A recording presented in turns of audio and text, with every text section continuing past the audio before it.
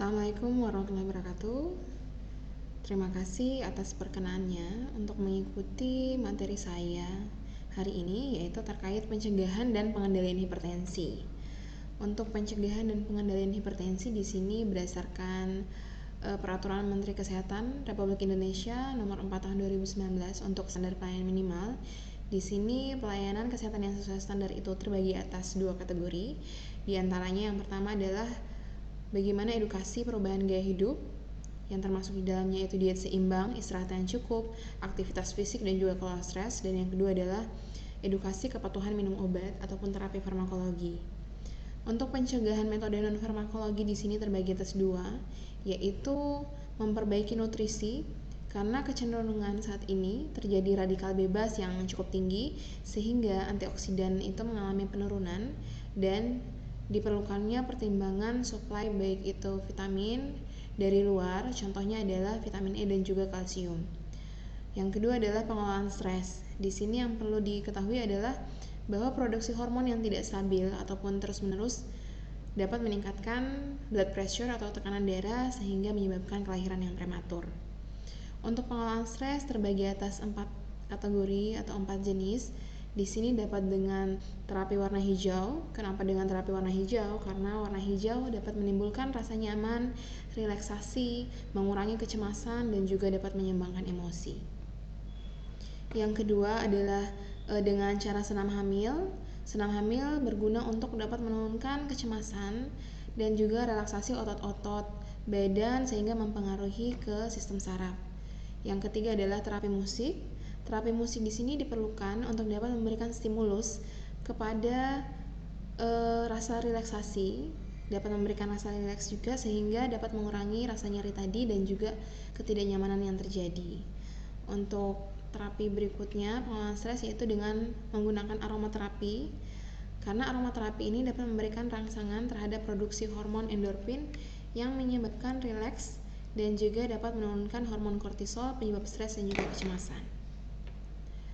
Adapun buah-buahan ataupun tumbuh-tumbuhan di sini yang merupakan sumber dari vitamin E dan juga kalsium, yaitu untuk sumber vitamin E itu sendiri ada alpukat, kuning telur, berasal dari alpukat, kuning telur, asparagus, ubi jalar, berbagai jenis kacang-kacangan, bisa berasal dari pisang, stroberi dan juga buncis. Dan untuk sumber kalsium sendiri dapat diperoleh dari keju, yogurt, brokoli, bayam, kacang kedelai dan juga kurma. Hal yang perlu dihindari di sini yaitu dihindari merokok bagi para perokok aktif dan juga bagi para perokok pasif, atau dalam hal ini adalah yang terpapar asap rokok, tolong dihindari juga. Dikurangi untuk konsumsi alkohol atau tidak sama sekali, hindari junk food, dan harusnya menghindar untuk kategori tersebut karena beberapa kategori hal tersebut dapat memicu radikal bebas di dalam tubuh. Pengendalian hipertensi sendiri di sini ada manajemen hipertensi yang secara non farmakologi dulu kami paparkan, yaitu dapat diambil dari pengurangan berat badan. Dalam hal ini untuk pengurangan ataupun penurunan berat badan, ternyata penurunan 1 kg berat badan dapat menurunkan 1 mmHg untuk tekanan darah. Dan juga dianjurkan untuk pengurangan garam dan juga pengurangan kalium. Di sini dianjurkan untuk pengurangan garam, kategori garam perharinya dibatasi kurang dari 1,5 gram per hari. Untuk kalium dianjurkan dalam range 3,5 sampai 5 gram per hari. Dianjurkan juga diet sehat, karena konsumsi makanan yang kaya akan buah, sayuran, biji-bijian, dan juga produk susu rendah lemak dengan kandungan lemak jenuh rendah dan juga rendah lemak. Dianjurkan aktivitas fisik, yaitu untuk kategori olahraga aerobik bisa, dynamic resistance dan juga isometric resistance.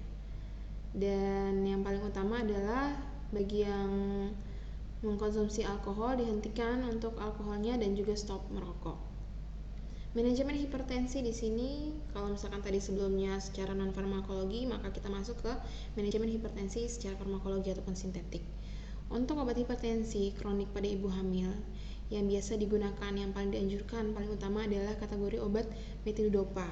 dengan dosis pemberian biasanya dalam range 0,5 sampai 3 mg per hari, yaitu terbagi atas 2 sampai 3 dosis terbagi, yaitu 2 sampai 3 kali dalam sehari. Untuk terapi second line-nya atau terapi pilihan kedua, di sini ada beberapa, yaitu labetalol, ada nifedipin, hidralazin, beta blocker reseptor, dan juga hidroklorotiazid dengan aturan dosis yang berbeda-beda. Dan juga yang paling utama adalah ibu hamil dengan hipertensi di sini dikontraindikasikan untuk penggunaan antihipertensi kategori ACE inhibitor. Dan terutama yang perlu diperhatikan adalah terapi hipertensi bagi pasien sendiri untuk ibu hamil terutama harus dengan rekomendasi dari dokter konsultasi. Oleh karena itu, para ibu hamil diharapkan untuk senantiasa selalu mengunjungi fasilitas pelayanan kesehatan, paling minimal fasilitas Vaskes 1, baik itu ke dokter di puskesmas ataupun di klinik, untuk mengontrol kehamilannya, sehingga dapat diketahui ketika ibu hamil terkena hipertensi obstetri, yaitu hipertensi pada saat kehamilan, jadi dapat segera direkomendasikan oleh dokter bagaimana pengobatan hipertensi secara farmakologi. Adapun pengobatan hipertensi secara farmakologi selain dari sintetik tadi, ada juga kategori non-sintetik, yaitu pengobatan yang secara tradisional. Di sini saya akan memaparkan salah satu jenis obat tradisional yang dapat digunakan untuk hipertensi, yaitu dapat diperoleh dari rebusan daun belimbing wuluh, yang nama latinnya itu Averrhoa blimbi. Cara penggunaannya di sini yaitu rebusan daun belimbing wuluh. Di sini diambil 30 gram daun belimbing wuluh, dicuci bersih dengan air yang mengalir, kemudian rebus daun tersebut menggunakan air dengan volume air yaitu 3 gelas. Ditunggu sampai mendidih kurang lebih 15 menit sehingga ada perubahan pada airnya menjadi kecoklatan. Kemudian tunggu sampai dingin rebusan air tersebut, dan untuk frekuensi penggunaannya yaitu minum 2 kali sehari secara rutin. Sebaiknya tidak diminum pada malam hari karena dapat menyebabkan tidur ibu hamil terganggu karena frekuensi buang air kecil yang lebih sering. Dan tentu saja untuk terapi ini yang secara farmakologi yang non sintetik dengan tetap pemantauan dari tenaga kesehatan. Sekian penyuluhan, pengendalian, dan pencegahan hipertensi dari kami. Assalamualaikum warahmatullahi wabarakatuh dan selamat menyimak.